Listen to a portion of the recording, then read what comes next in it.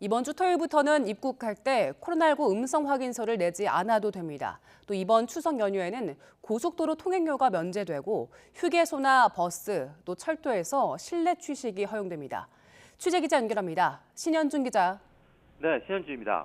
정부가 실효성 논란이 있었던 입국 전 코로나19 검사 앞으로 폐지하기로 했지요. 네, 다음 달 3일 0시부터, 그러니까 이번 주 토요일부터 국내에 도착하는 모든 내외국인은 PCR 검사 음성 확인서를 제출하지 않아도 됩니다. 이기일 중앙재난안전대책본부 제1총괄조정관이 오늘 중대본 회의 모두 발언에서 밝힌 내용입니다. 입국 전 코로나19 검사 의무가 폐지되는 건데요. 다만 입국 후 1일 이내에 하는 PCR 검사는 유지됩니다. 추석 명절 방역과 의료 대책도 나왔습니다. 이번 추석은 코로나 발생 이후 거리두기 없이 맞이하는 첫 명절인데요.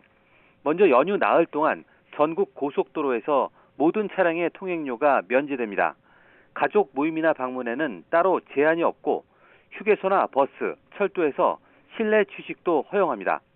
다만 고위험군이 많은 요양병원이나 시설에 접촉 면회는 금지합니다. 또 경기와 경남, 전남 등 고속도로 휴게소 9곳에 임시 선별 검사소를 추가로 설치해 누구나 PCR 검사를 무료로 받을 수 있도록 했습니다. 의료 체계는 연휴 때에도 촘촘하게 유지해 원스톱 진료기관은 추석 당일 600여 곳 등 연휴 기간 누적 5,300곳에서 운영합니다. 또 당번 약국이나 지역 보건소에서 먹는 치료제를 구입할 수 있도록 했습니다.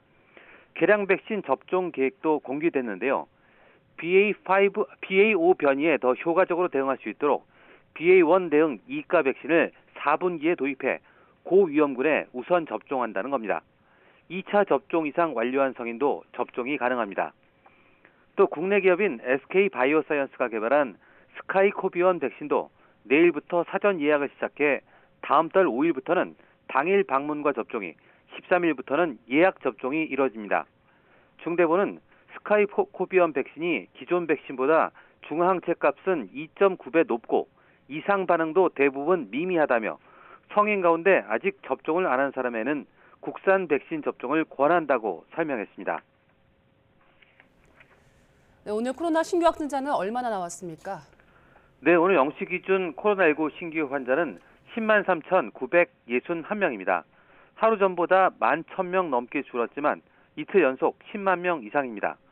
하지만 일주일 전보다는 3만 5천여 명, 25% 줄었고 2주 전과 비교하면 7만 6천여 명, 42%나 감소했습니다. 누적 확진자는 2,324만여 명으로 전 국민의 45%입니다. 방역당국은 이번 재유행의 정점이 2주 전인 8월 셋째 주로 판단된다며 현재는 감소 추세에 접어들었다고 진단했습니다. 다만 위중증이나 사망자 등 피해 규모는 아직 줄지 않고 있는데요. 위중증 환자는 569명으로 8일째 500명대입니다. 하루 새 숨진 사람은 75명으로 누적 사망자는 26,764명입니다.